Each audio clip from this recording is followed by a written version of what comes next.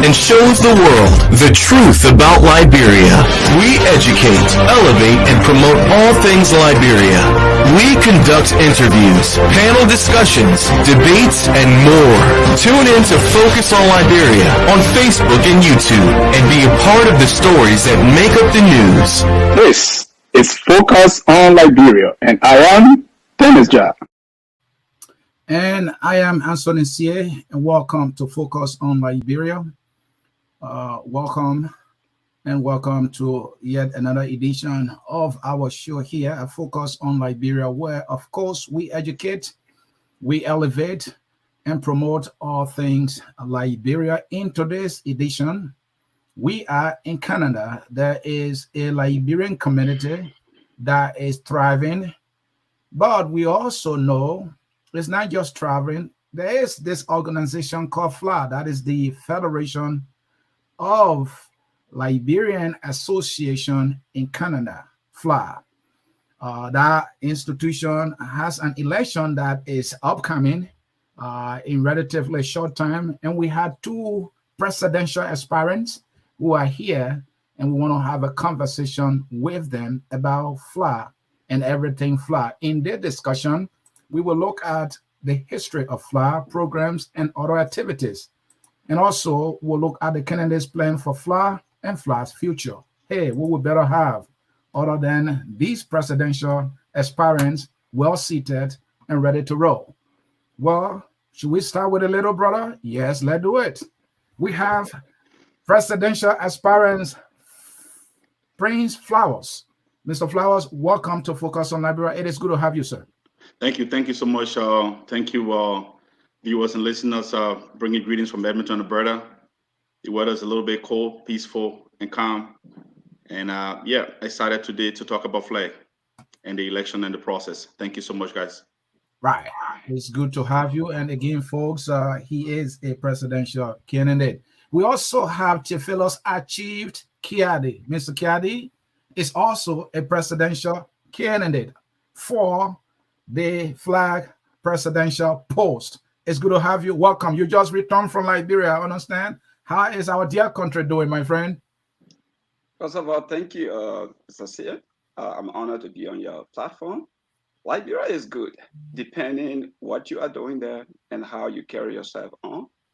For me, it was okay. I want to extend my greeting to you all, the listener. When it comes to FLAC, is the other matter for all Liberians in Canada. So we are happy to be here today. It is our honor to share with you our ideas and aspirations when it comes to FLAC. So thank you, and listener out there.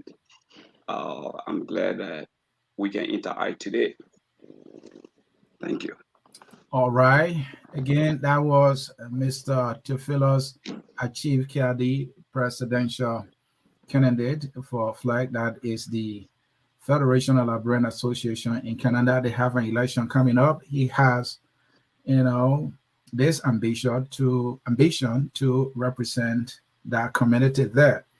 So, gentlemen, we can welcome you enough. Let us start with the conversation here quickly. And if you are just joining across the globe, we want to say welcome. Of course, this is Focus on Liberia. Do us a favor by sharing the broadcast. Sometimes people wonder, why do we have the Liberian organizations across the world? There are so many things that we can talk about. Those are some of the things we will be talking about. That is why it is so important that you be part of the discussion so you can learn. Well, let's get to it. This time we will start with Mr. Kiadii. Mr. Kiadii, how long has FLAC been in existence? Thank you. FLAC has been in existence since 2014. Mm-hmm. Specifically, it was on October 18 when we gathered in Hamilton. Mm-hmm. And the activation for FLAC was the Ebola crisis in Liberia. When the crisis insurrected, every diaspora organizations and individuals was running around for funding and to see how they could have intervention in Liberia. Mm-hmm. we in Canada, it was like we were going from one event to another event. And so far, as head of an organization called Kiadii Network, we have and had our own initiative to organize some assistance for Liberia. But looking at what was happening was like total chaos. We go from one city to another city, and then we said to ourselves, why if we have a larger platform? Why is we have done this on a larger level, gathering all the Liberians across this country to come together and have an event of intervention for our country? It was predicated upon this that I decided that instead of having just the fundraising event for Kiadii Network, I wrote a letter to diaspora leaders or the leadership across the local leadership across the country, asking them to come together in Hamilton so we could design and identify a way to come together. And as you always know, Liberians are resilient and willing to help. A lot of the leadership here to the letter that came over, and we have that meeting, and it was excitement. Everybody across the country who came together in our conference agreed that there was a need that we come together as Liberian in Canada so that we can galvanize our effort. What are we talking about here? That was 2014. In the early part and the middle of the crisis, the Ebola crisis in Liberia. Okay. In fact, the event that I took advantage of to call this gathering was an Ebola awareness, campaign. So it was at that meeting that we all agreed to have a national federal organization. And we asked ourselves how we could go about doing it. And then the audience, those that came together, said, well, since you have brought out the idea, form a committee together and explore the means and ways of how we can come together as Canadians. And that's why we formed an organizing committee called, Organizing Committee, which I serve as chair. And it was in our process we organized what we call FLAC today. So fast forward, in what year was the organization officially registered and recognized by the government of Canada? Thank you. So in 2014, when I was given the responsibility to explore means and ways of organizing bringing the Liberian together, we did the organization, we drafted a constitution, we put up structure, and we identified the name called FLAC and all these things. But since we didn't have a constitutional authority, my team decided to have a mini conference so that we can enrich our leadership, that we have led the organization to election. The next following year in October, in January 2015, when we have done all the paperwork, we went in Windsor and set up our leadership. But for some other reason, there was no registration until 2018 that we came back in the picture again and we registered the organization, incorporated it as FLAC.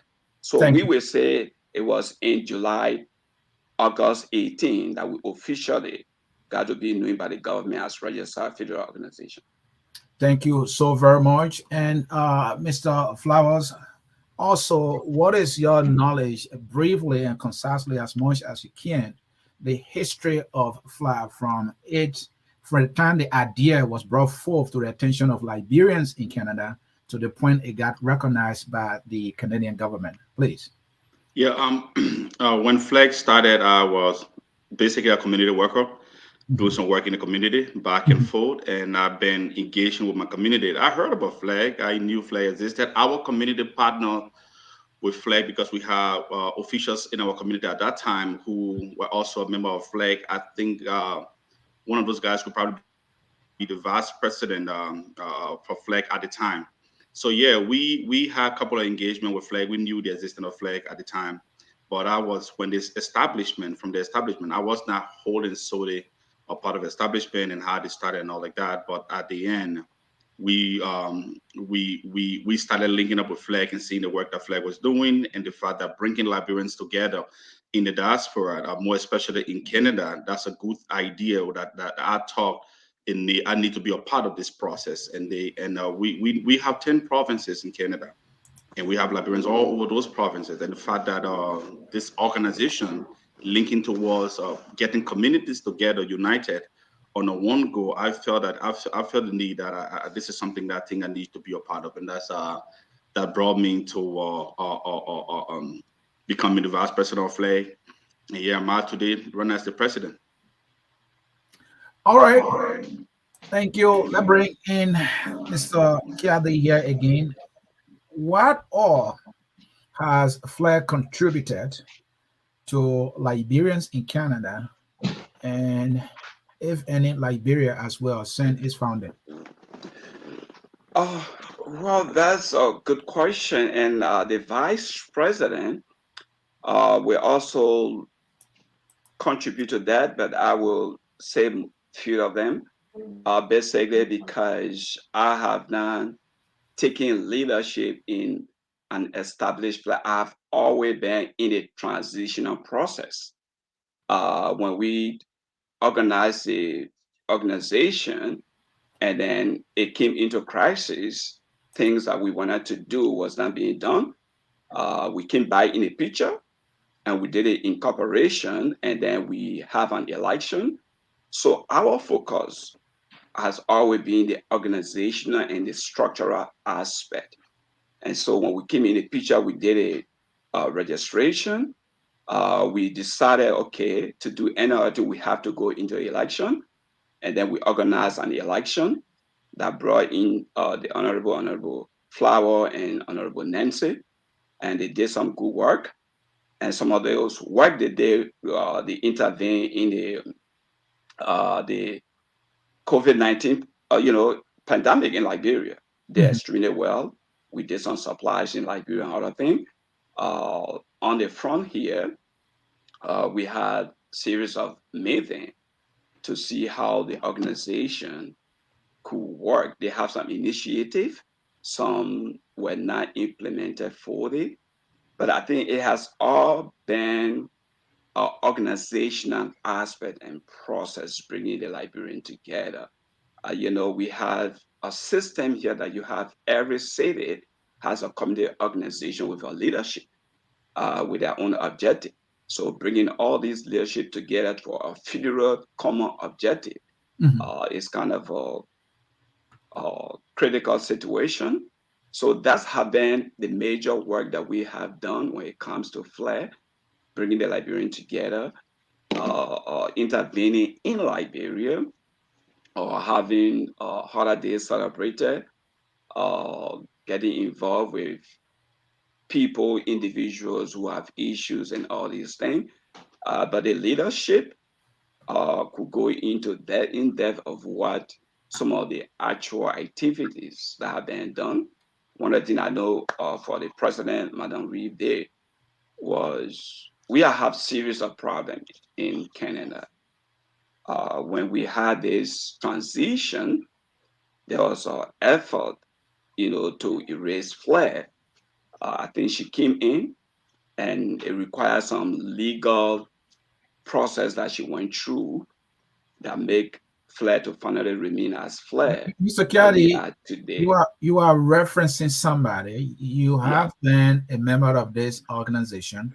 Right. You are running to be president of this organization.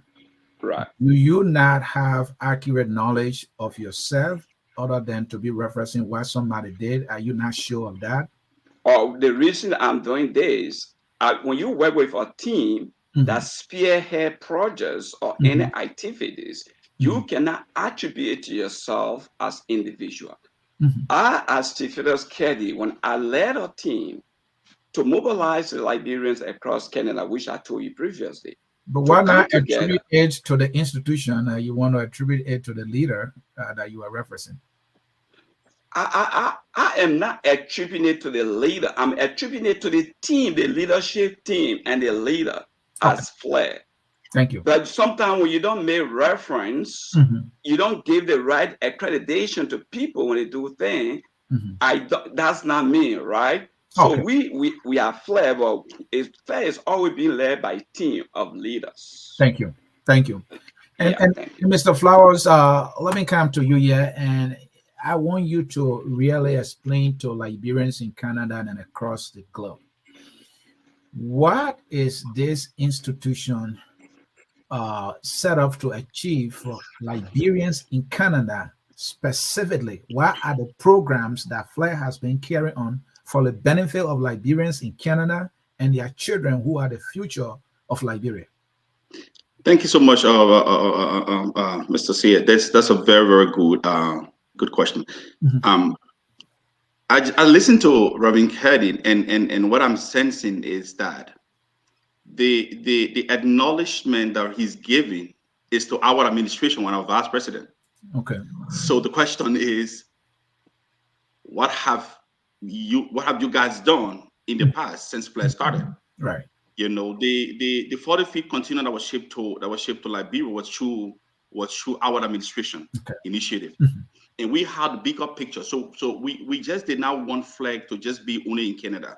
Mm-hmm. And we wanted the people in Liberia to also be a feel part of what FLAC is in Canada and what we are doing. Mm-hmm. So FLAC work with organizations in Liberia and organizations in Canada, mm-hmm. and also kick off initiatives in Liberia so that people that we in the diaspora, people in Liberia, can benefit from what we do, for what Canada has done for us and how we can give back to our community.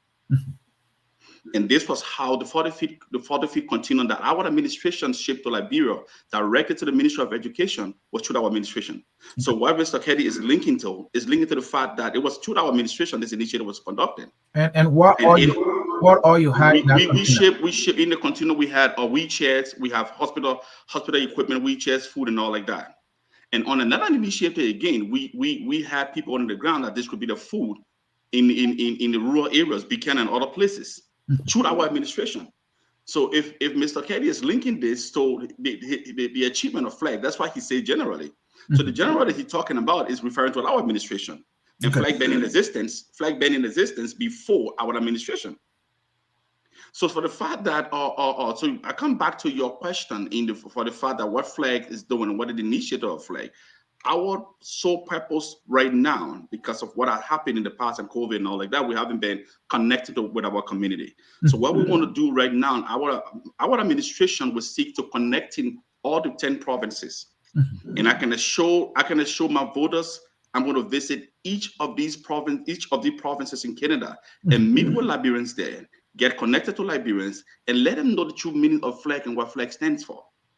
Over the years, we found out that it's just the name FLAC. But who's the leader and what initiated? Because we have to know what are the goals of this community for the fact that what they want to achieve and how we can connect them. Thank you. So there are different kind of governmental programs and initiatives that we're going to be tapping in to see how best we can reach these communities. Yeah, the main aspect of my question was what, as an institution, you have been doing for Liberians in Canada and their children. What programs do you have or have you had for them, for their benefit as an institution?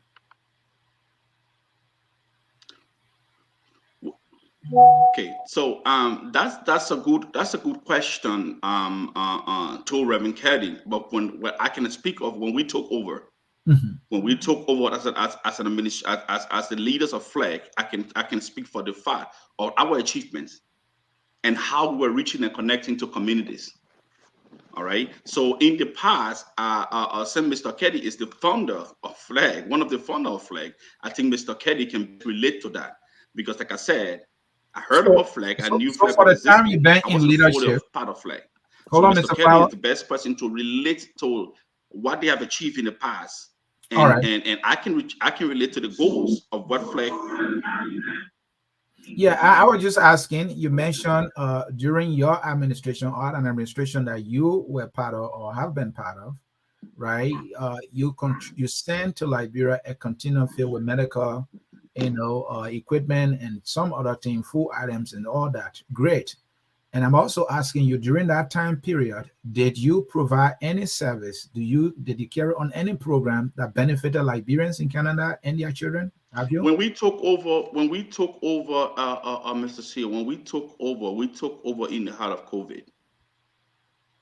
Okay. All right. Yes. When we took over in the heart of COVID. And community, at that time, everybody was on a lockdown, as you know, the COVID situation.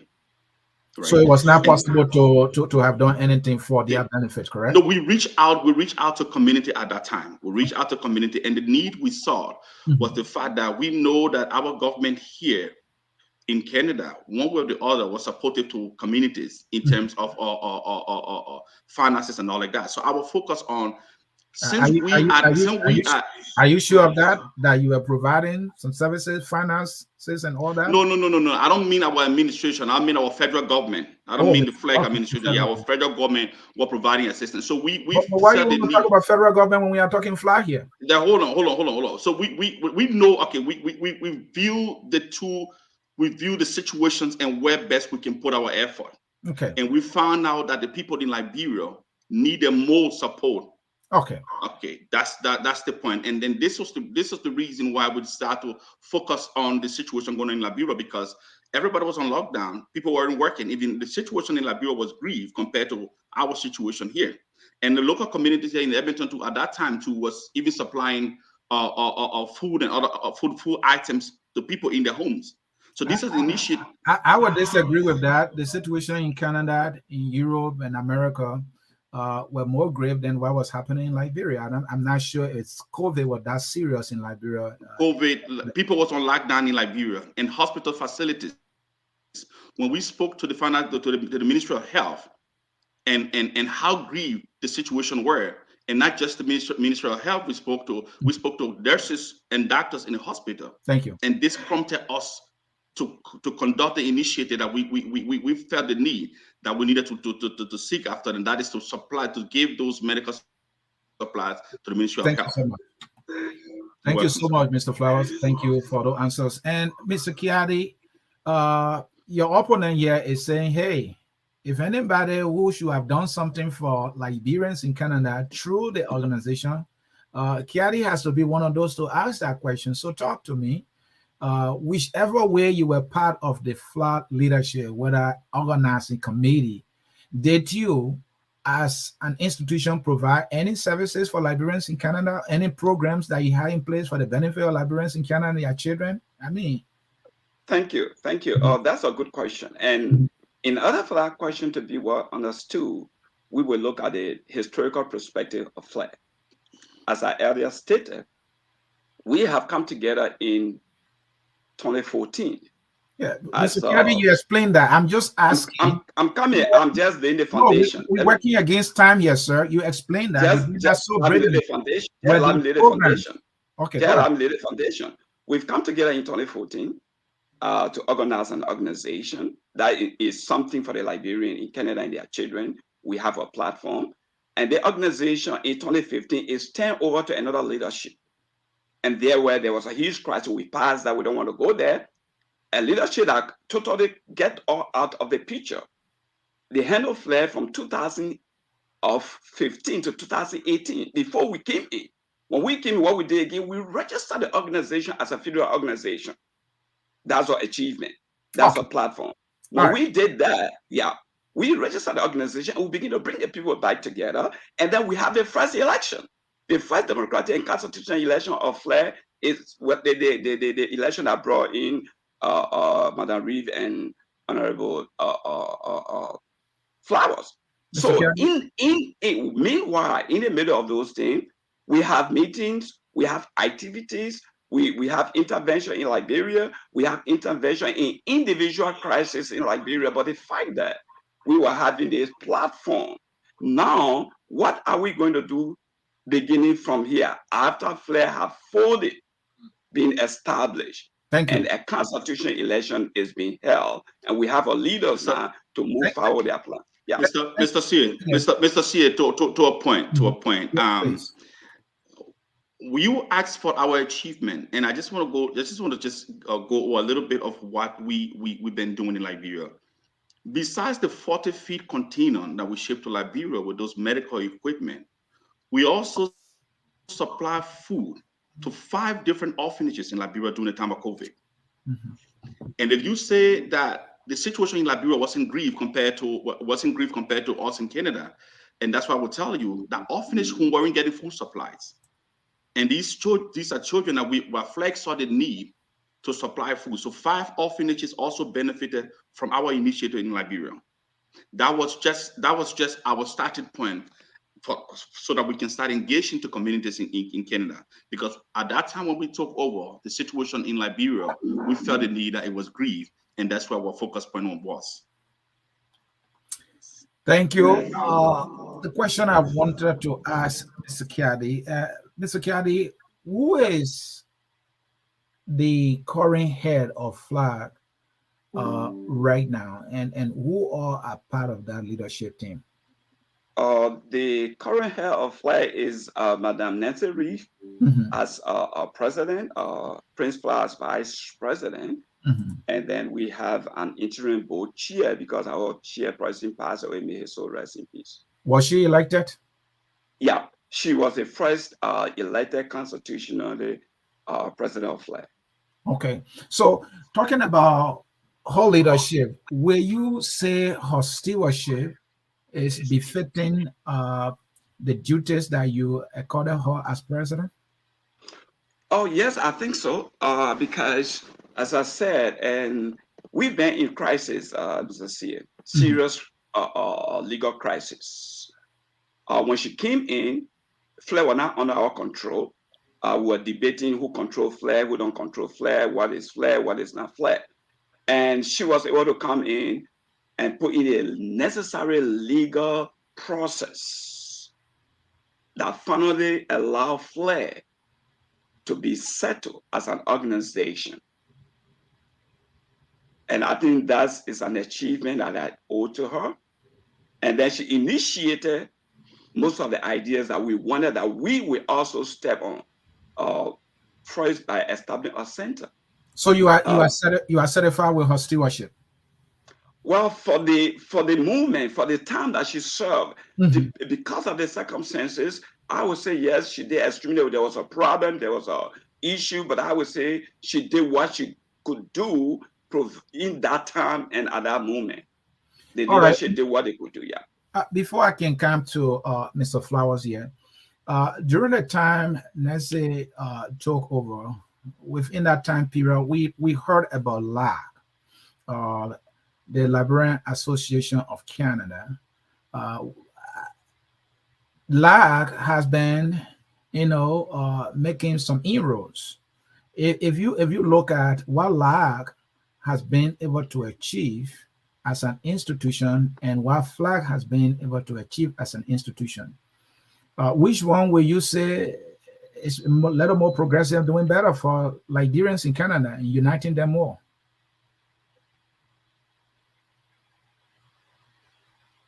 It's a question, Mr. Kiadii. Yeah, for Mr. Kiadii, and that same question is coming for you. Oh, it's for me. Okay, great. That's a very good question. And then I will answer it in this way that we all can understand it, because we all are striving for peace. But the colleagues in LAC, that was the exact leadership of FLAC. When we decided for the right thing to be done, and they said, no, we're going to do it a different way. And so they, according to them, they were doing knee, brain, whatsoever. And so that leadership, they took away every structure and whatsoever that FLAC was all about and form an organization called LAC. So we have to come back. This is why I'm accrediting the president necessary. So we have to come back with an empty name, FLAC, to restructure it, reorganize ourselves, and begin to provide services. That's has been an issue in Canada. We want to work over it because we need peace. We have to move over. But that's why it is the leadership that you're talking about, you call LAC leadership, as of 2020, was the leadership of 2019, before the election, was the leadership of FLAC. Everything was being done by FLAC, by this leadership. Thank you. So this is why the question to answer what FLAC have done is difficult, because everything FLAC have done is being translated by the leadership of FLAC to a name called LAC. So the FLAC Madame Reed inherited is just an empty name FLAC. So, Mr. That have to Kiadii, be- and I want you to be yeah. brief on this one so we can get to Mr. Flowers here. I don't want him to be watching a movie here. Right. So if, like you put it, Yeah. if LAG had now gone with the leadership structure, which is more like an empty frame, human beings, do the work, right? But you are saying, whatever structure we had in place, they took it along with them.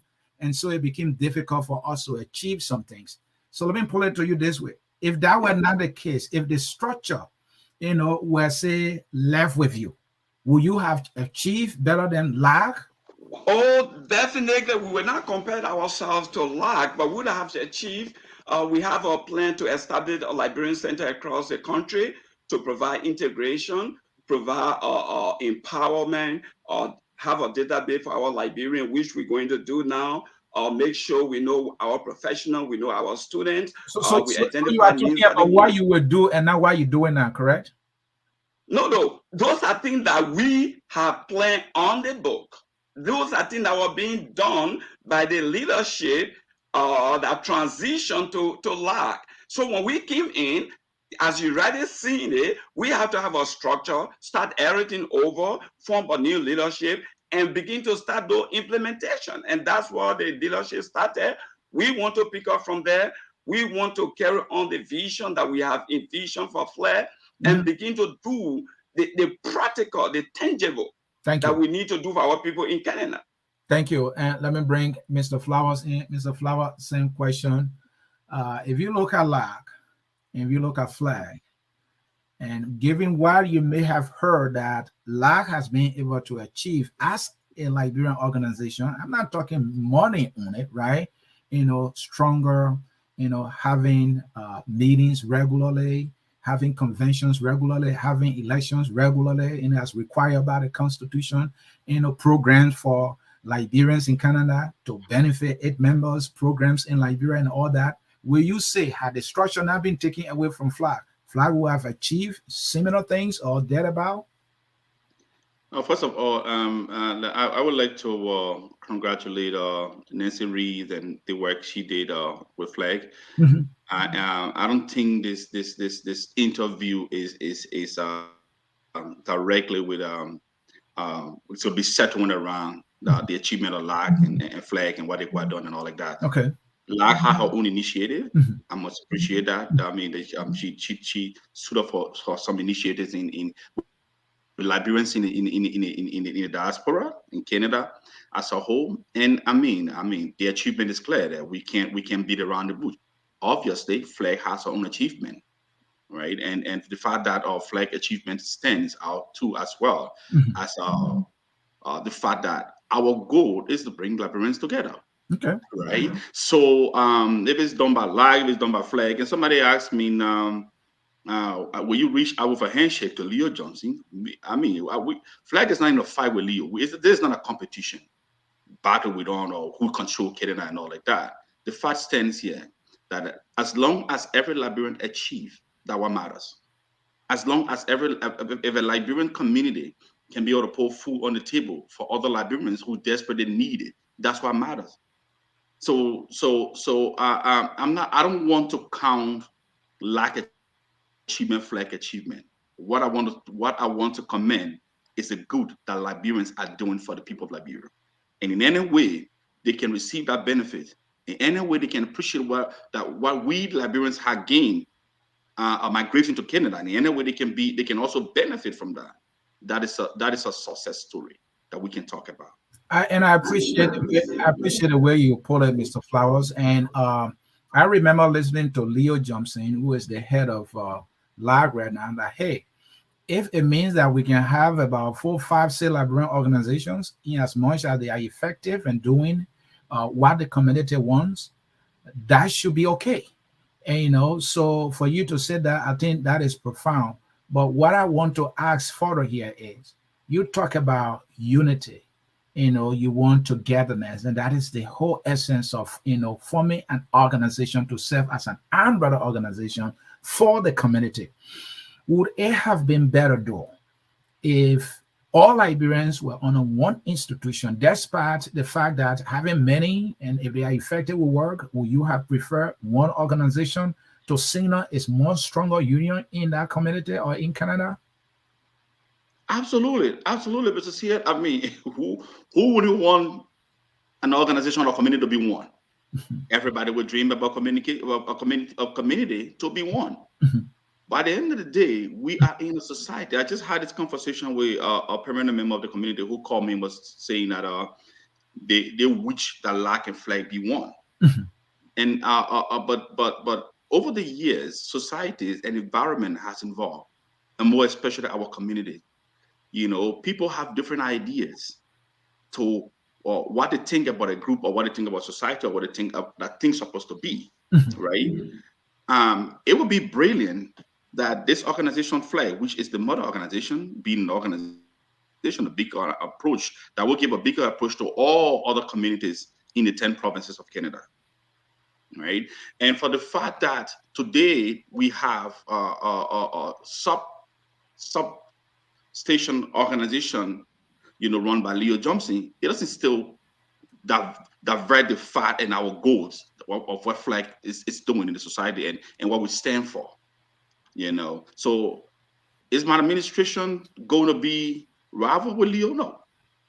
Are we going to offer him? So my follow-up, Mr. Flowers, if I may, is when elected president, is this something you think would be necessary to pursue to bring about a more stronger union of Liberians in a community that are in Canada? Because let us look at it this way.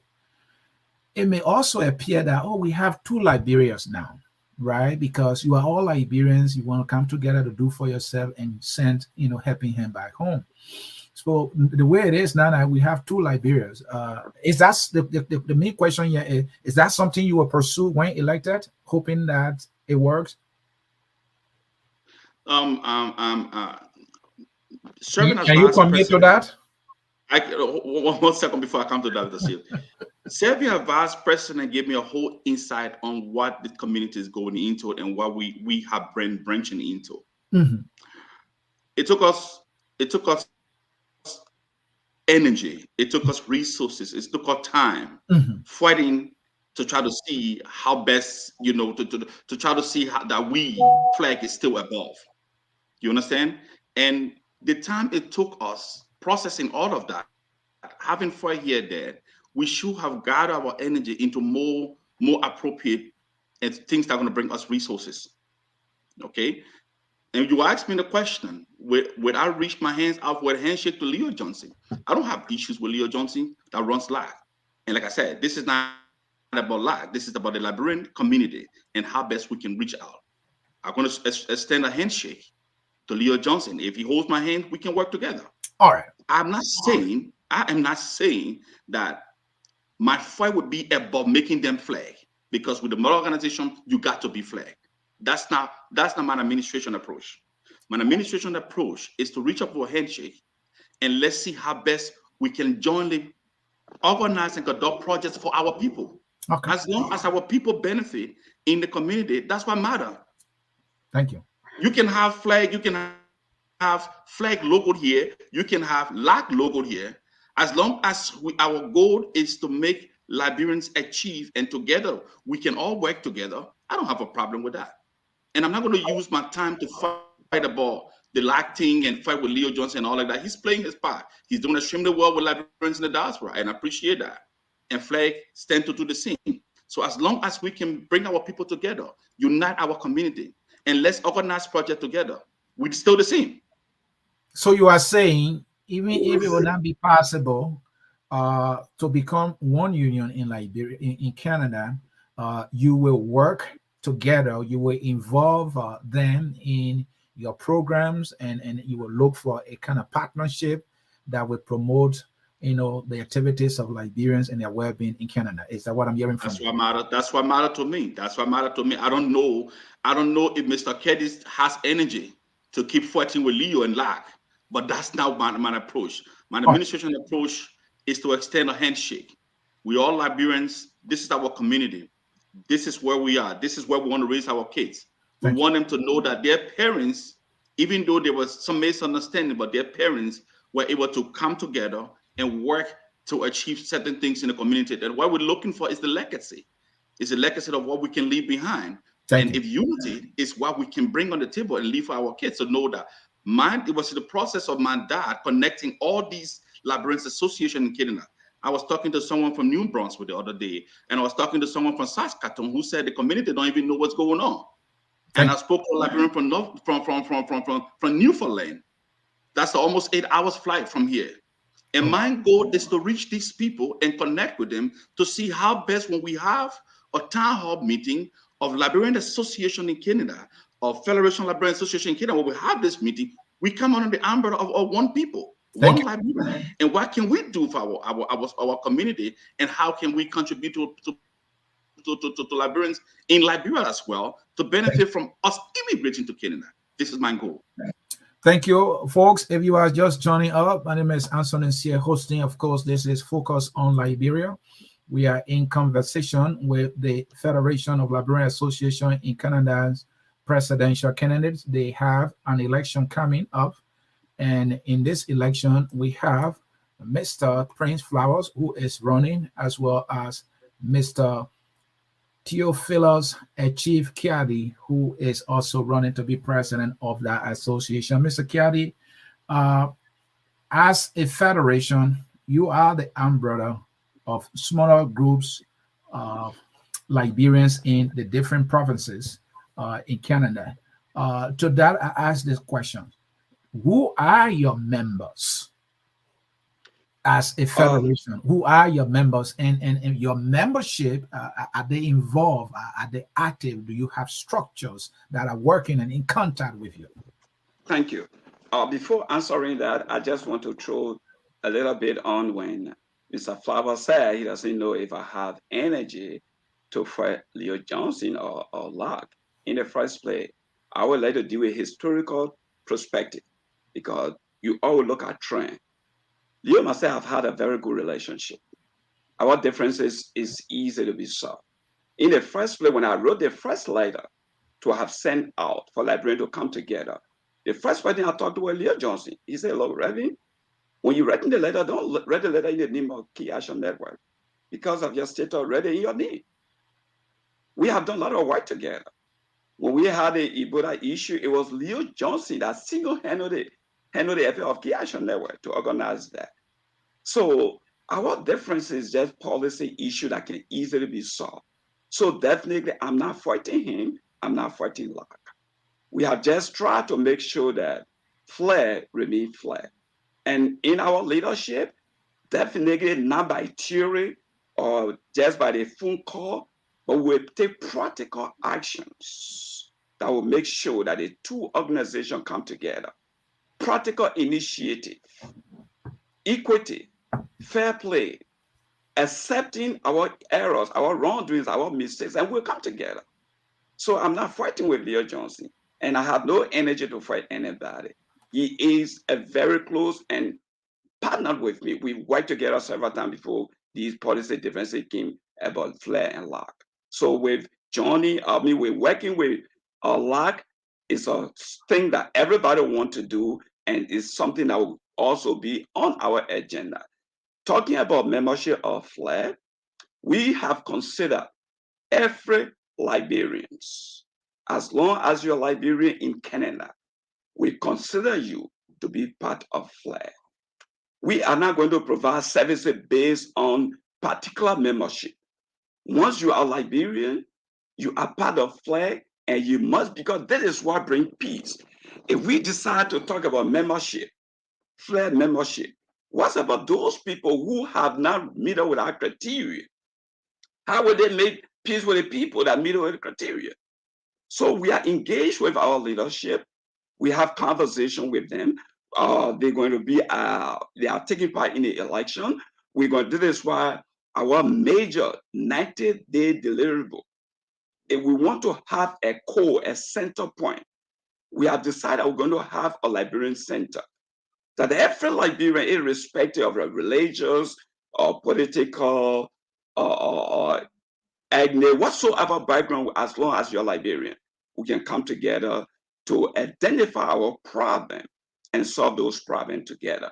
So yes, FLAC has a solid leadership across the country, and we are in touch with them, and they are all concerned to see what we can do together to have a platform that Liberian can solve their own problem. There are so many problems, system problem in this place, employment problem, enrollment into education, integration, and so forth. You know, one thing, most often we'll go into integration center, and you have somebody who actually know nothing about your culture, who don't know your background, and they try to integrate you. Do you know how difficult it is? But if we Liberians can come together and we begin to have programs that can integrate our fellow Liberian that come in this community, that can solve them. Like our discussion with the president about mental health issue. How can we try to establish these centers? So definitely we have membership across this country, and we're going to make sure that each and every member feel the impact, because peace comes about value. If you try to push somebody away, you can have peace with them. So every Liberian in Canada are going to be a member of FLAC. We're going to reach out to them. And Mr. Kiadii, let's talk about FLAC a little more. Yeah. The engine of every institution in this day and age is money. You know, especially when you're an institution and you have programs and services that you want to provide. It's all money. You may have the people to do it. When the money is not there, it cannot be done easily. So let's talk money here. And to that, my question is, what do you know to be FLAC financial standing? And is FLAC transparent? Is it accountable? Do you have yearly financial reports that are visible anywhere? Quickly. Well, once again, those I think that we coming back, we're trying to get into leadership. Yes, FLAC is transparent. We have bank account, we have treasure, and indeed there are financial reports out there. I do believe that the leadership in the past, they have been handling the financial matter, because you can't do anything here with clear financial record, with the right financial paper. So we will be looking at that in our leadership to see where we are right now, and we'll try to clean up everything that needs to be cleaned up and make sure that it is strict. You are quite right. We can't do anything. We can't carry on empowerment, integration whatsoever without money. We can't even ask anybody to give us money if we don't have the right financial paper. So yes, FLAC was established on the basis of transparency and financial accountability. That's going to be one of our work in our 90 days to make sure we put our financial paper together, know where we are standing, and we can move forward. The institution that you want to be head of is registered with the government of Canada. Yeah. And my knowledge, when an institution is registered as a non-profit organization, it's more like public, right? It's for the good of the public. So all the records about the institution should be public document or record. Do you know the budget, the financial standing in terms of figures? Because our country, Liberia, budget is in 800 million plus. That's an estimate. How is LAG standing now? You're running to be president. You should know the financial health of the institution. How is sure. Financially? Do you have $1 million in your account? 100,000? Give me some numbers here. Sure, definitely. At this point, when it comes to finances, I don't want to speak much about finance. When the new leadership that is headed by Reeve and Prince took over, as I told you, we started from nowhere. And then COVID-19 came.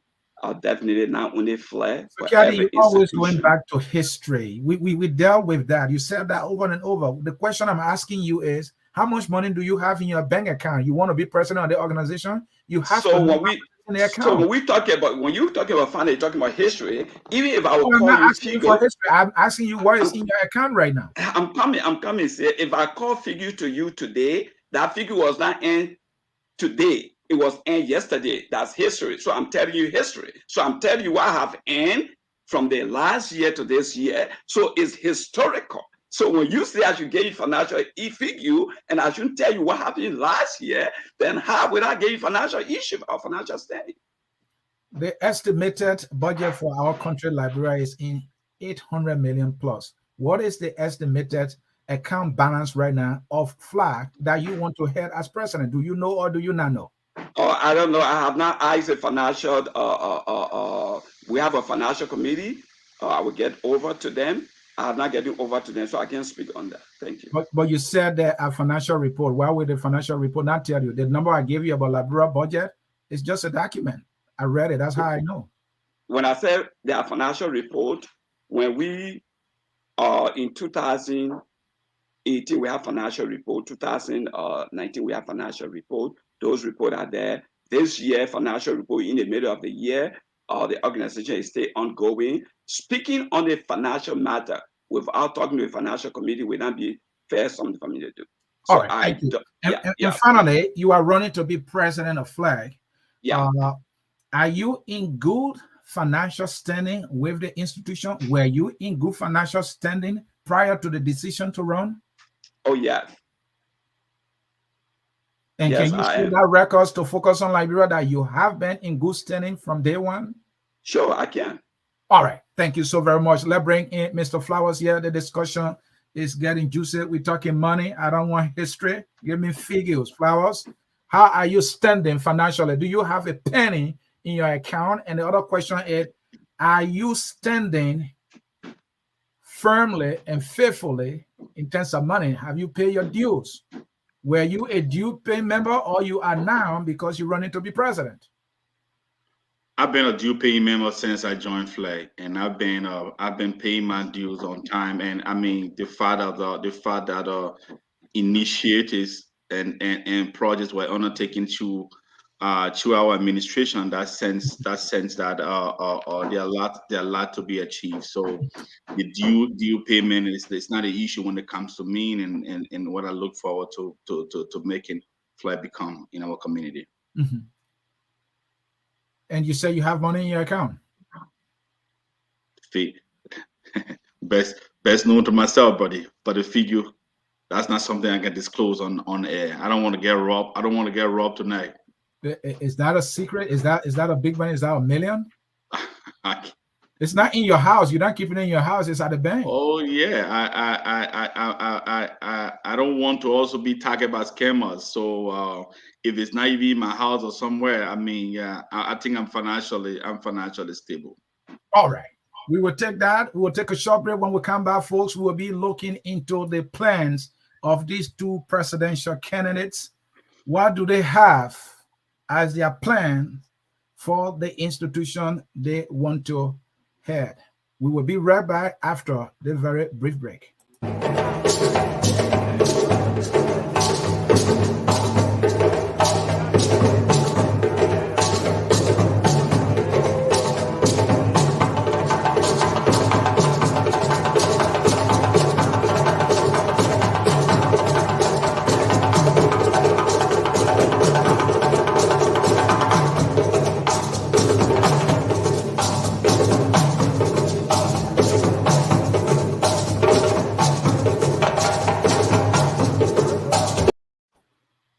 We are back with you, and we are back with you. They won't tell me how much is in the account of the institution. Is the guy who is running for president of Liberia, and he does not know the budget of Liberia in terms of figures. But we will leave it. This thing is so butch. We will leave it there. We will come to their plans. I think that is the most important thing here. Gentlemen, let me bring you back in. This time, I'm going to start with Mr. Flowers. Mr. Flowers, do you have a plan for FLAC that you are running on? And what is the name of that plan that you have, if you have one? One of my goals for this administration is to bring change, to bring about change, and to face the reality of what our community needs. And one of the greatest things that we, and personally in our local community in Edmonton, has been this unity. people needs to have some form of trust in the community for the leadership and how best they can unite. And my goal across the spectrum of Canada is to bring the unity first and foremost. You can start initiative and you can start working with people who are disunited. And if you think when someone's house is on fire, and if you think you need to give them food to eat while their house is on fire, meanwhile, you need to at least turn the fire off and then provide some assistance. But if you provide the assistance while the house is on fire, your effort and initiative is not going anywhere. So based on this, my administration will look at the fact that we need to bring our people together and our community together. And I was talking to my campaign team the other day. Our goal is to visit the 10 provinces of Canada and seek Liberians wheresoever they are. There are a lot of things happening in those communities that we don't know about. And being FLAC, these are things that we need to know what's going on and how best we can be a help. And when we can try to bring this community back together, we can see the way forward and what else we can do for our people. So my most important thing is change, unity. That's what I'm running on. And that's exactly what I'm going to push for, so that FLAC can start uniting all our communities and all those who are still on the fence, because there's still this issue with the two organizations. We need to bring awareness to them, and let's see how best we can work together and have a better community. Mr. Flowers, your plan that you are explaining, I think what I'm getting the emphasis there is unity, uniting the community. I think that is key in any country, any organization. I like that. But does your plan have name though? I mean, can you, does it have name, or you just have these, pillars that you want to achieve? It doesn't have a single name, your plan? Did you Mr. C, did you take a time to see my flyer, what I said on there? Did you take a time to maybe go back to if I know your flyer, if I see it, the people listening, do they see it? Do they know it? So answer my question. Does your plan have a name? The goal and the topic that we are running with is the choice for change. The choice for change. The choice for change. That's a slogan. That is not the name of your plan. And in the choice of change, there are plans that we have in place. Okay. And one of these plans, and our first and foremost, is unity. That's why we're looking forward to. All right. Thank you. You're welcome. Thank you. Sir. All right. Let's bring in Mr. Kiadii. Mr. Kiadii, you are running to be president of FLAG. Do you have a plan for that community? And does your plan have a name? Like, you are a child of somebody, you have a name. Does your plan have a name? When what's his name, Joe Biden, started running for president in the United States, he had a plan. The plan had a name, right? And the name is Build Back America. The Build Back Better plan. What is the name of the plan, if you have any, and what's in that plan? Thank you. So we have decided to run and work on empowerment and integration. And through this, every individual, every institution in society will say, I want peace, I want unity. These are common things to say, easy. And I could tell you, oh yes, my plan is peace, is unity, and that's it. Peace can't come just because it's coming. Unity doesn't come because it won't come. So what we have done with our peace initiative that we're going to implement, one, we want to make sure that every Liberian in Canada is counted and valuable to what he or she is doing. And this is why we have come up with integration and empowerment. And our first 90-day deliverable, we have decided to open our first ever Liberian center in one of the cities that the board is going to work on to decide which city, where Liberians can come together for events, for activities. As we speak, even our election, we are renting a hall, probably a hall from another community. We have come here, we have lived in Canada for a far long to still be renting a hall when there are so many opportunities that we can get place of our own. So unity starts there. When we can open a program where people come together and solve their own problem by itself, they create peace, they create unity, they create unification. Mr. Kiadii, you talk about a community center. That is a brilliant thing to do. Do you have an estimate in terms of money? I don't think talking would do it. Yeah. So what we have estimated is 75,000 US Canadian dollar. That is the stage we want to set before we can ask the government. And so we have decided that if elected, we're going to have not just the ordinary inauguration. We have a fundraising board, and the fund that we are raising is directed to that project. And how did you arrive at that figure? How you arrive at a figure of 75 as your estimate? Okay, so what we have done is we have planned 2 years activities by which time we can now ask government. We have rentage, we're going to cover rent cost.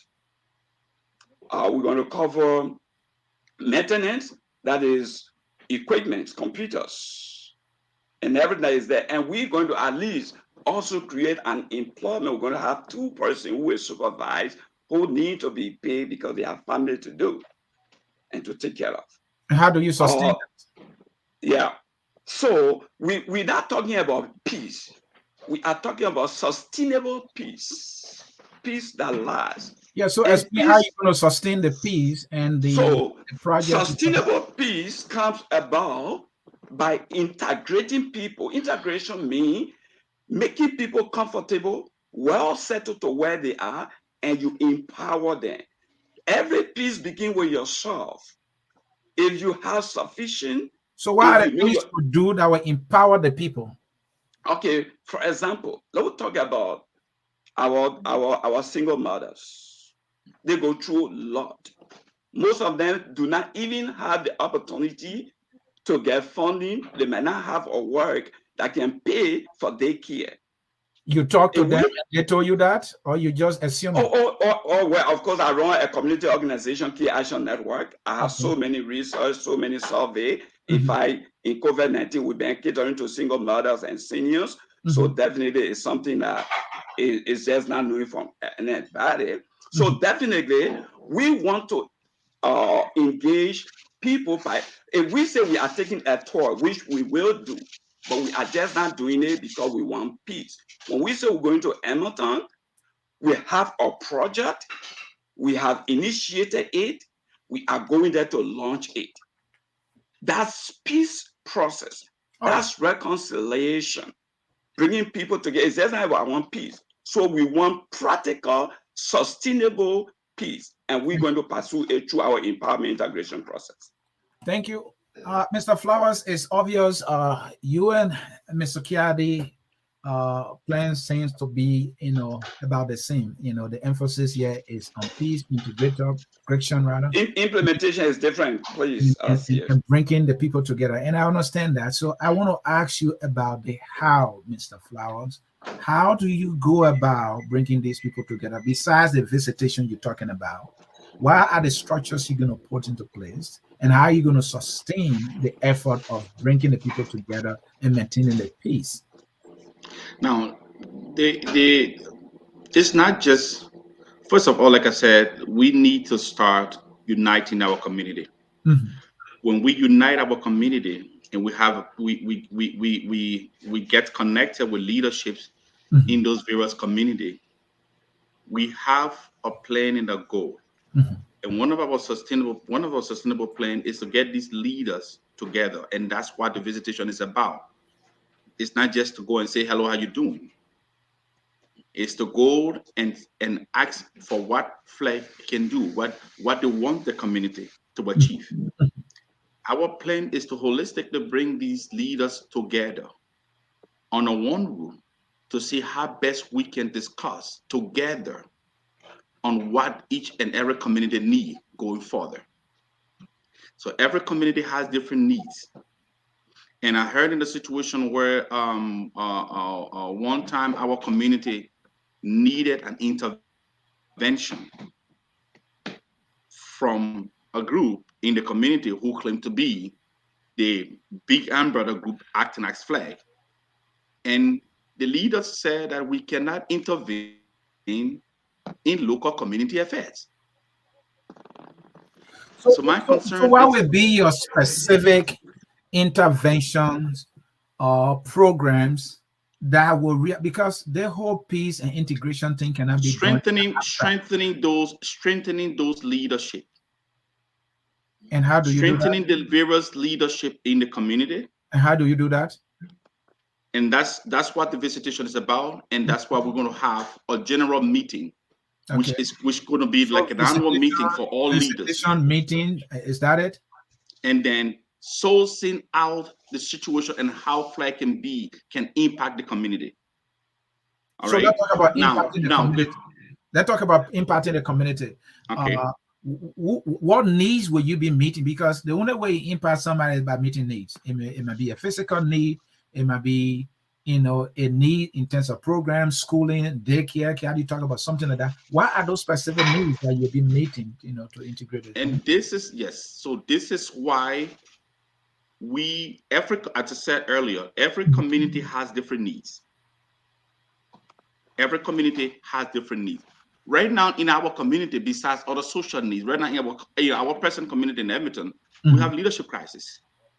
Okay. We have leadership crisis. So with the situation in Edmonton right now, with our leadership crisis, what will other initiatives? Why will it benefit for our youth project when we cannot put our house together? There can be a successful youth project when we resolve the leadership crisis. So we have programs in place for youth and the young people. We have programs in place for the elderly. We have programs in place, leadership training and all of that for community leaders and how to better empower your community. So these are things that we have lined up to work with. But according to our team, we need to see how best we can start strengthening these leaders and how best we can start mitigating situation and how best we can start coming together before those plans are brought forward and implemented in the community, Mr. C. Mr. Flowers, finally here, money. How will you raise money? My knowledge of most Liberian organizations rely on meeting deals. We don't pay the dues. 99% always behind, and you know this to be a fact. And so most Liberian organizations are not solvent in terms of funding. So don't tell me you're going to rely on meeting deals. So talk to me about funding and also raising additional resources, like physical resources. How are you going to do it to make the institution to be what it's intended for?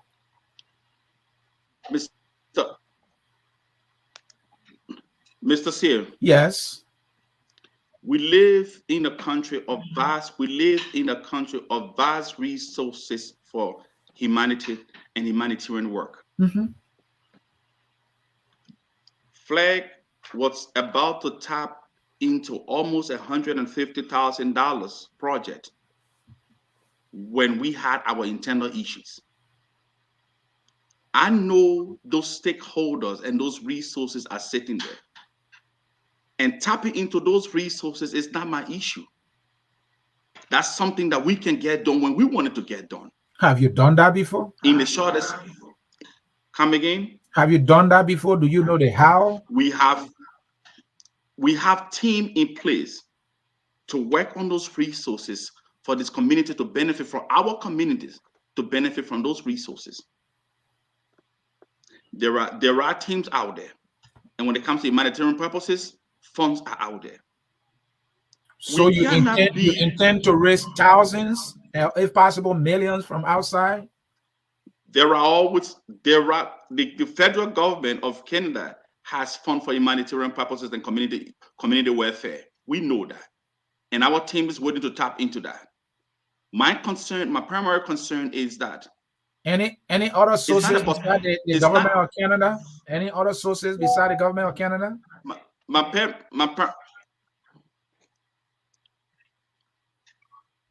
Go ahead, Mr. Flowers. I was just asking, any other source or sources besides the government of Canada for funding? There are a lot of resources. What I mean, when I say resources, I just call the federal government as an example, but there are a lot of resources that our community can tap into for community initiated projects. My point here to you is that, and on this panel, and to the Reverend Kiadii, what is the significance of bringing in these resources when you are disunited in your community? What is the significance? What is the significance putting in resources? At the end of the day, the house is divided. So our major aim and objective is to start uniting our community. First and foremost, if it takes us 3 months, if it takes us 6 months, let's start uniting the community. And all these resources that are available, we're going to tap into them. All right. And we're going to make our community better. Thank you. And Mr. Kiadii, let me come to you here. Money. Do you have it in you to raise several $100,000s to do good for the Liberian community and to do good in Liberia? And where will the money be coming from? What are your fundraising strategies to bring the money to get the job done for the community? Because you're preaching, it's not for free. Thank you. Yeah. And I like the question he asked. Mm-hmm. What's the need of raising resources to unite people? But I will also ask you, what divide people in the first place? What brings this unity and misunderstanding? Mm-hmm. I will say, to answer your question, mm-hmm. one of the key things that divide people and bring misunderstanding is contradiction or differences in interest. And what basically most often is interest is what keeps people being who they are. So you cannot bring unity to people when there is no equity. You cannot bring unity to people when they are in dying need and you cannot solve their problem. You cannot bring peace with people when you, as a leader or individual, you are riding the best car, in the best house, best job, and doing everything, and somebody is down there struggling to care for even their one child. So what we want to do, in the first place, we have set our strategy of fundraising. And that is why I told you that our fundraising mechanism start the first day we are elected. Now, we have a lot of big cities with many Liberians. Any targeted amount in your first year to raise? In Canada. You want me to start exposing my financial secret, but we'll come there. Let's say if we have just 5 hall or center in 5 cities, do you know how much annual income each of the hall will bring to your organization on an administrative cost? That is why we want to start. We don't just want to go and start begging the government. No, let me see. Hold on, Flowers. We don't want to just go and start. So our first day, if elected, our inauguration, we're starting our fundraising effort and let the government and stakeholders from Canada and Liberia know what we want to do. Thank you. By that Liberian Center. Thank you. And when we put in money, those centers will start raising money. And not only that, we now can partner with the government or other institutions to create more opportunity in those centers. I would say, for example, if we want to get a hall right in London or Hamilton or Montreal, whatsoever, we are getting it for our first center. Thank you. And then we put in our 75,000, we end it. And it needs renovation. And we call the government, look, we have our hall. There's Liberian Center where every Liberian that comes here, they comes there. The children go there for cultural activities. We need renovation.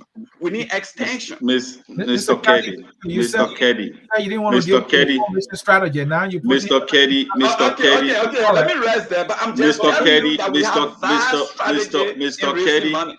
Yeah, Mr. Kiadii. Yeah. Mr. Kiadii. We and all can talk. So we can go to the phone line. Mr. Kiadii. We all can talk the political money talk. We all can come on air and I want to cut you up. I want to cut you when you talk. Hold on, Mr. Kiadii. I'm still on the floor, Reverend. I'm still on the floor. We all can talk the big political talk and the big budgets. When it comes to implementation, there where we will have the problem. My question to you is that today you're running for president, but you had a higher office that you could do more than what you claiming that you will do. Right. Good. You were the board member. I was reporting directly to you. Yeah. So when I was reporting directly to you and being a board member, there are greater initiatives that you could achieve long before we came in running FLAC. Right. And you did not achieve those things you're talking about right now. You did not achieve those things now. So what make you think? What make you think that voters should vote for you, that you achieve those things, that all those things you're naming, these are just mere political rhetoric, Reverend Kiadii? It is all mere political rhetoric for the fact that you have not account for any of these things in your records with FLAC. All right, let Mr. Kiadii to respond. Mr. Kiadii, let's speak one at a time. Is your first time? First of all, let the audience decide and not you. When you say it's a rhetoric for us to establish a Liberian center, then you don't live in Canada. No. I didn't say it's a rhetoric. I said when you portray. One at a time, gentlemen. One at a time. I just told you that we have budgeted $75,000 to get our first center running. And that's what I'm saying. I say, if we have that. He's asking about what you did when you had the opportunity as a board member. What did you do? He's not talking about what you will do. Thank you very much. Now, you as a president of FLAC, you have to understand how the board function. And besides, I was never a board member under your leadership. You are not even following. Immediately after your election, you were board member. What did you achieve? That's the question. Very good. When I was board member, I made sure that FLAC registered and begin a full FLAC organization.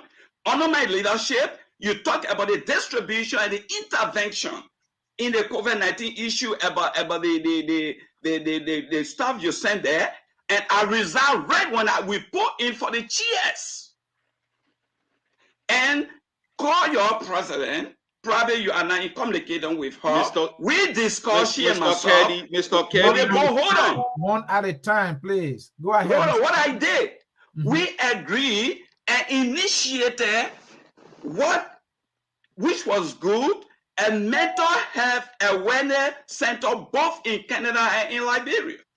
Those policies and those projects was about to be arranged when situation changed. All right, COVID-19.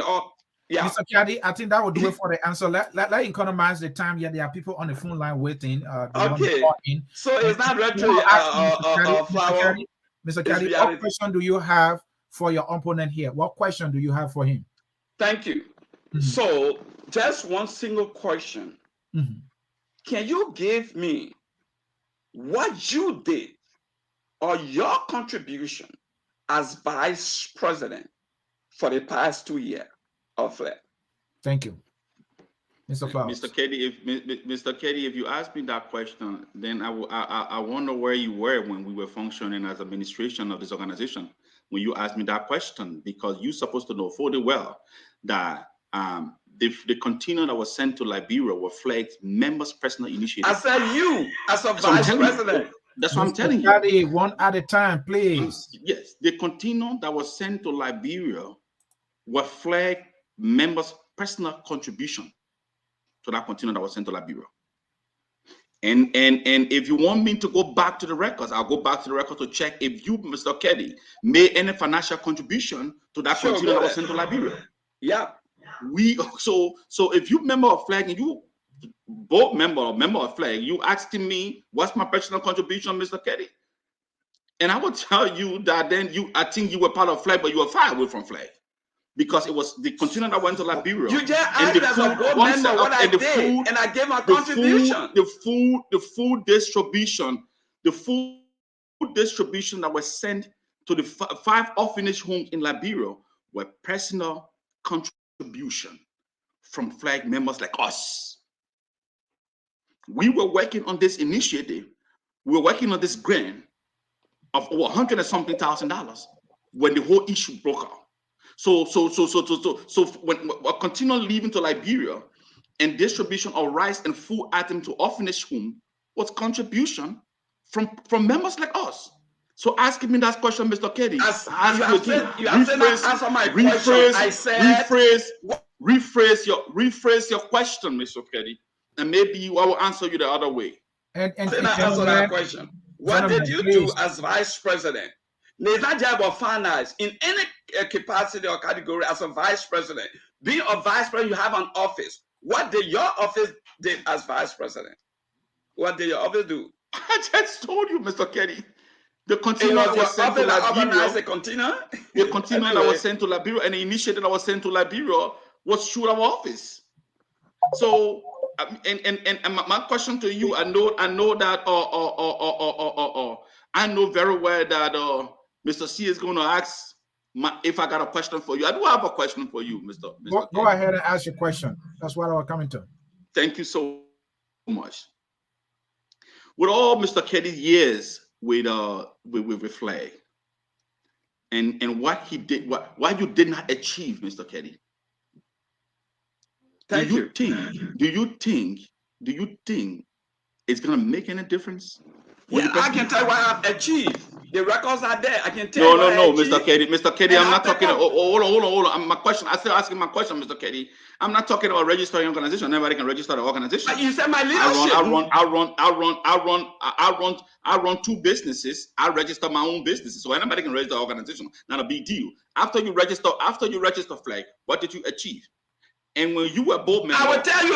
One second. Hold on 1 second. And when you were board member, far higher than this position we are here for. You're talking about hall. You're talking about establishments, and all these things that you're talking about, they are not on your records. Being a board member. Thank you. What difference? Thank you. Let Mr. Kiadii respond. Mr. Kiadii, before you respond, right? You asking the question, what has he achieved as an administrator or one of the administrators, right? And he answered you, but then you went to what has he done personally? I don't think No. See, I asked him. He asked me, I, as a board member, what have I achieved? And I outlined my achievement in the board. And I asked him, as a vice president, what did he achieve? And he went mad. No, you didn't. Mr. Kiadii. No, he's actually asking. He's actually asking because if I'm not on the board, he didn't answer me. His office, he didn't tell me whatsoever. No, he answer was, first of all, how can you be a member of the organization? You saw my leadership with the XYZ, and you come ask me what have we achieved? That was his answer. He didn't say. No, I didn't say they. I said him. Because if you say I as a board member, what did I achieve? That means you talk to the entire board, the entire leadership, because the organization will work together. So that was the same question he asked. Not so. But then, when you talk about achievement, my achievements are public record everywhere. I left FLAG 2 different times in transition. Not just one time. First, the establishment. I did it successfully and have a convention to turn over leadership. When I came back again to register, I did not leave the FLAG organization open. I mobilized the people, organized an election, and have a successful election that brought you to power. If you tell me that's not an achievement, then let the audience decide. So now that I'm coming back for implementation. Thank you.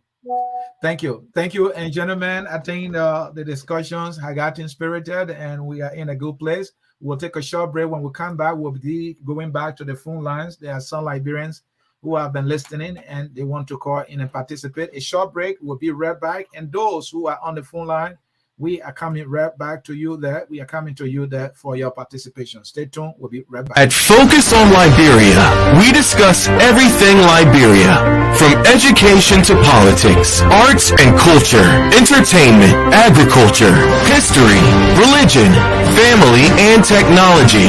Focus on Liberia uncovers and showcases the best of Liberia and shows the world the truth about Liberia. We educate, elevate, and promote all things Liberia. We conduct interviews, panel discussions, debates, and more. Tune in to Focus on Liberia on Facebook and YouTube and be a part of the stories that make up the news. This is Focus on Liberia, and I am Dennis Jah. And I am Anson Nsie hosting. We are in conversation with two presidential candidates for the Federation of Liberian Association in Canada. That is the Federation of Liberian Association in Canada, FLAC. They are running. That is Mr. Theophilus, Chief Kiadii, and Mr. Prince Flowers. They are running. They want to be president, and we are having conversation here. We will now go to the phone line where we believe there are some Liberians waiting to participate. I see a phone number ending in 4488. The name shows here Alexander. If you are Alexander, where are you joining us from? I'm joining from Toronto. All right, let us hear you. You're listening to the presidential candidates debating the issues here. Let us hear you. I don't think it's not a question; it's just a comment, right? Okay, please. From the beginning of the conversation, I think from the beginning of the conversation, I heard both candidates talking about something that has to do with reconciliation and all of that. So I just want to weigh in. I just want to weigh in on that. And I also heard one or two people talking about it is not a bad thing to have multiple Liberian organizations as long as we can work together. That is fine.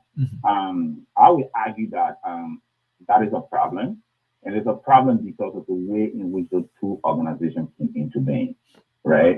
It was a huge division, and at this point, that division continues to have a negative impact on the community. The Liberian community in Canada or in Ontario or whatever is not as large as compared to other areas in the US. So to have multiple organizations at this present time does not always work for the organization, for the community. And secondly, it's also because of the fact that the way the split occurred. So a huge group of people went the other way, the other group of people went the other way. And as a result, you have certain people who don't talk to each other because of that. So that's some of the reasons why some of us, we don't want to be part of any of them. I think the bottom line is having a leadership of those who are leading whatever Liberian organization and those who are aspiring to lead Liberian organization have to have as a priority the fact that they're going to make sure that these two community groupings come together and become one, just how they used to be in the past. Other than that, it will continue to have this fiasco. Nobody should sue you and say because the other group is having regular election and convention and this and that. So that means they are well structured and they are well organized. We know what happens there. Most of these elections and things that happen are all state managed. We know that. The bottom line is both organizations need to come to the table, and these two individuals that are running to be president of this FLAC, they need to also have as a top priority, and they're going to make sure that they're going to foster reconciliation. And I also think it's about time that the leaders within the Liberian organization, especially the elders, come together with intention to bring the community back together. Other than that, we're going to keep having these same issues all over again.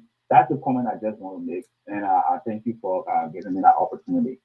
Thank you so very much. And Mr. Kiadii, can you make adjustments so we can see you on the screen? Yeah. No, go on the opposite side. So? No, the other way. Excellent. Gentlemen, let me read a few comments and then we can come to your response there. That is a fine point made by the caller there. Mohammed Shari writes, every candidate should express their quote as to how they are going to make this community a better one. Let's hear from Moore here. Nothing makes sense. The both candidates don't understand organization and not profit. Let's hear from Nessa Reeves, who is more elderly than the ambassador. She writes, let us hear from let me leave this one. I don't know what it's all about there. Yeah, from Lee Bows or Tengbe, I hope I got that right. My brother, we all need to be very careful when we are supporting someone for power so that we do not regret at the end of the day. Mohammed Sherry, right? Salif, actually, right? Mr. Flower, what's your contribution to the Liberian community in the past? They hear from Leroy Gibson. We need clarity in the presentation of the candidates. We are here. We are here to work and to do serious business. The persons conclude. Let's hear from Lawrence here. Lawrence read, Mr. Kiadii, all Liberians are not members of FLAC. You need to be truthful. Membership is voluntary. Take a cue from Mr. Flowers. He recognizes the challenge and is speaking to the fact.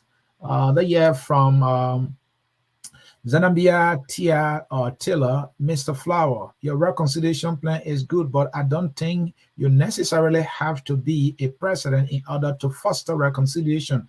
If you guys are serious about leading us, you put your house in order firstly by coming together and forming a single one organization for Liberians in Canada. That remains the most defining thing that is coming out of this discussion here.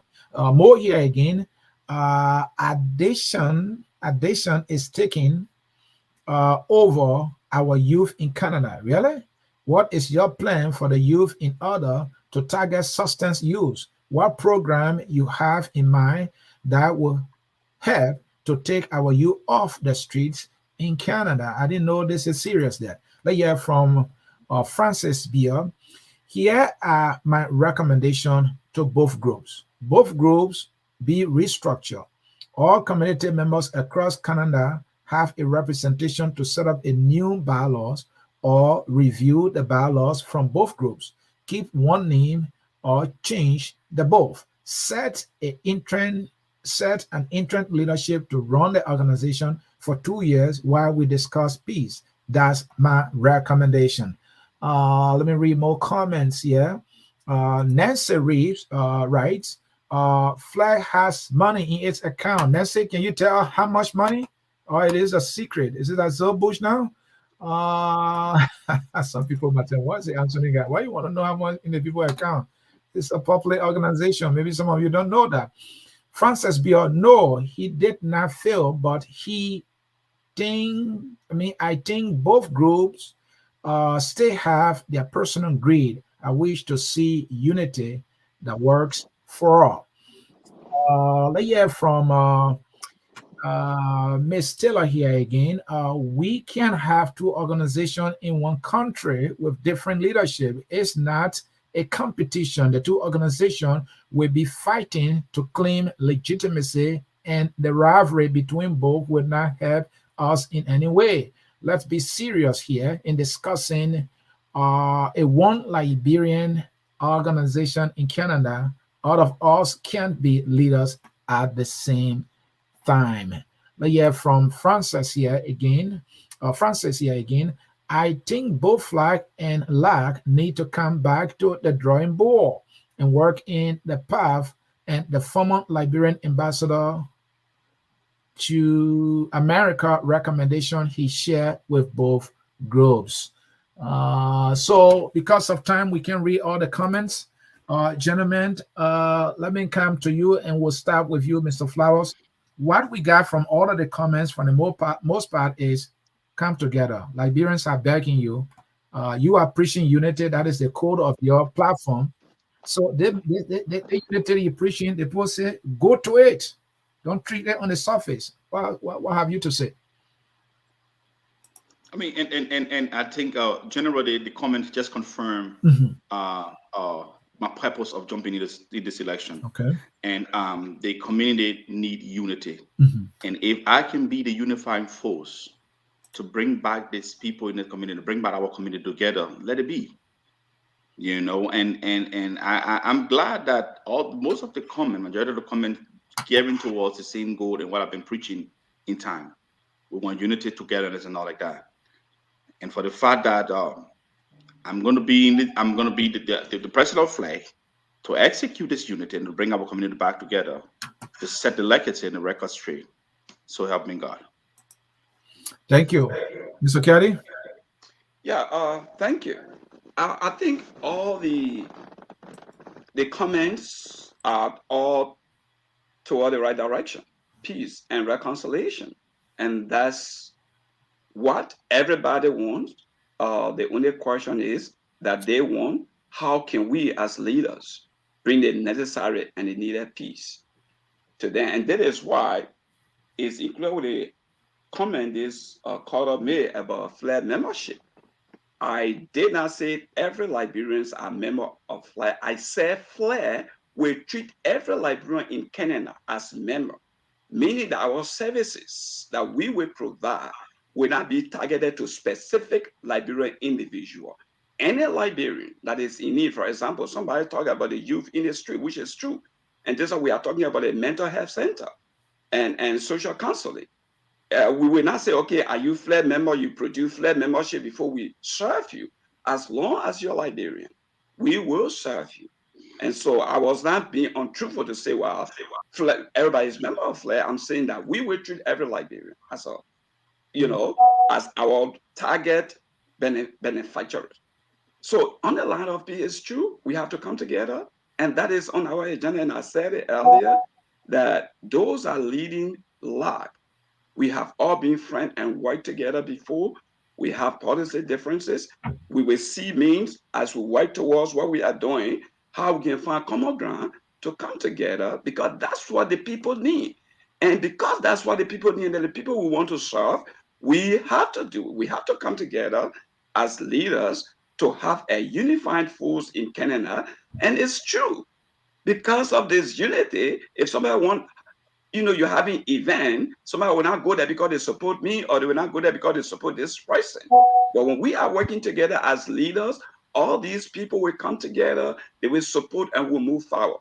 So I actually agree with all the caller, and we are going to work towards that as well. But we will not just do it by talking it. We have to take practical steps. We have to take initiative that will bring us together. Thank you so very much, gentlemen. I think we had a very fruitful and spirited discussion. And I want to say you took the discussion serious. And so I want to ask you to carry that same seriousness to leadership when you get elected, or any of you get elected. But gentlemen, I have to say this, and I have to say it clearly to you. If there is any mandate any of you have been looking for, you got it today from the discussion. There's a saying that the voice of the people is the voice of God. All the people are saying, hey, give us one Liberian organization. That is all they are asking for. So if you want to be leaders, I think that is the mandate that you are getting now. Talking about unity, somebody mentioned a recommendation from the Liberian ambassador to the United States and Canada. And I had an opportunity of looking at that recommendation. The call there is come together as one group. And my understanding is that LAG accepted all the recommendations without any condition, whereas you have been dragging your feet. You're listening to callers, you're listening to comments. Liberians across the world are saying, please put this thing together. You are one Liberian, give us one Liberian organization in Canada. You're not that many. It will serve the community well. That is the responsibility. The tough role is the role that good leaders take. So, gentlemen, that is what I will be asking you to close with. Can you commit, if any of you is elected, that you will work towards uniting the Liberian community in Canada under one organization, as was recommended by the Liberian ambassador to the United States and Canada? And it is also good. Would that be your legacy? And I will start with you, Mr. Kiadii. Okay, so from my end, I'm going to say this is an assurance to all the audience. That would be a priority. When I'm elected, we'll call the leadership of LAG to draw a blueprint in unifying the people in Canada. We know it is important. In fact, most of our plan that we have cannot just easily be implemented working as a divided organizations. We got to be united together. So definitely I can assure the audience, the voters, that it is not about us as leaders that want to lead. It is about you. And what you want is what we will do. So that is on our agenda, but it's going to be even more prioritized, not just by words, but practical steps will be taken to unify Liberians together as the earlier vision and objective of FLAC.